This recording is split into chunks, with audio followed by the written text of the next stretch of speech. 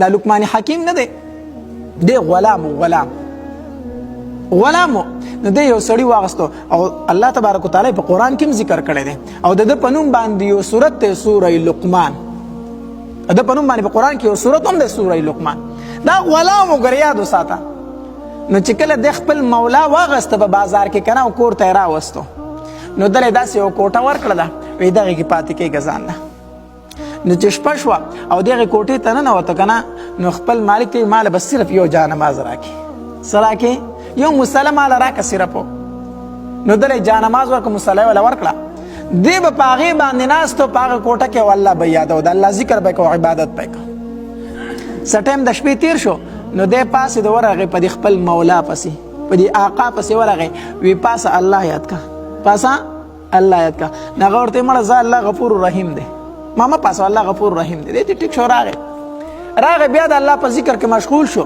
څه ټایم تیر شو وی زه زما د مولا به لږ خوب پوره شوي چې اوس یې راپاسوم. چې دی پسې لاړ وی پاسه الله یاد کا، هغه ورته وی زه مړه الله غفور رحیم دی. دی بیا راغې چې کله د چربان ټیم شو، د تهجد ټیم شو که نه، ویره دا ډېر بختور ټیم دی چې اوس خو یې راپاسم خوب به یې پوره کړی. نو چې دی به د خپل مولا پسې لاړو وی راپاسه د تهجد ټیم دی. هغه ورته مړه څه تنګول دي راغسې، زه مړه الله غفور رحیم دی، الله به ما وبخي، الله زما د شپې ودرېدو ته ضرورت نه لري. ټیک ته دی ته راغی.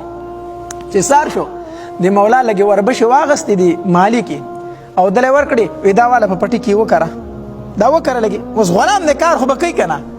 نو چې هغه وربشې واغستې سیر 2 سره یې وربشې وي نو لاړو او دکاندار ته وی ماله یو 2 سیره باجره راکه، څه راله راکه؟ یو 2 سیره باجره راکه. نو چې باجره یې واغسته نو لاړه هغه یې وکرله، باجره یې وکرله، وربشې پرېښودې. وخت تېرېدو چې مالک یې لاړ پټي ته که نه، اوس په پټي کې د وربشو په ځای باجره ولاړه ده. دی راوغوښته ویل که دا دې څه چل کړی دی، تا له خو ما وربشې درکړې چې دا وکړه، په پټي کې خو باجره ولاړه ده.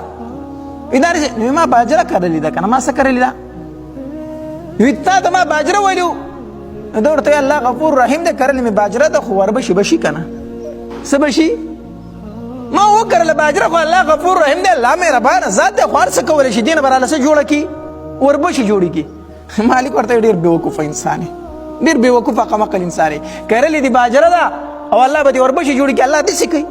هغه ورته وایي زه خو درته هم دعوام که نه، ما خو درته هم دعوې که نه چې د شپې خوبونه کوه، نافرمانۍ کوه د الله او الله به دې په مفتو کې وبخي، خو چې څه دې کرلې هغه به درته میلاویږي که نه. او مالک پوه شو چې دا خو یې راله سبق راکړو، دا یې راله څه راکړو؟ دا خو زه د پوه کولم چې ګورې دنیا کې دې څه کړي په آخرت کې به هغه میلاویږي. الله داسې غفور رحیم نه دی چې څه دې کړي هغه به درته میلاویږي.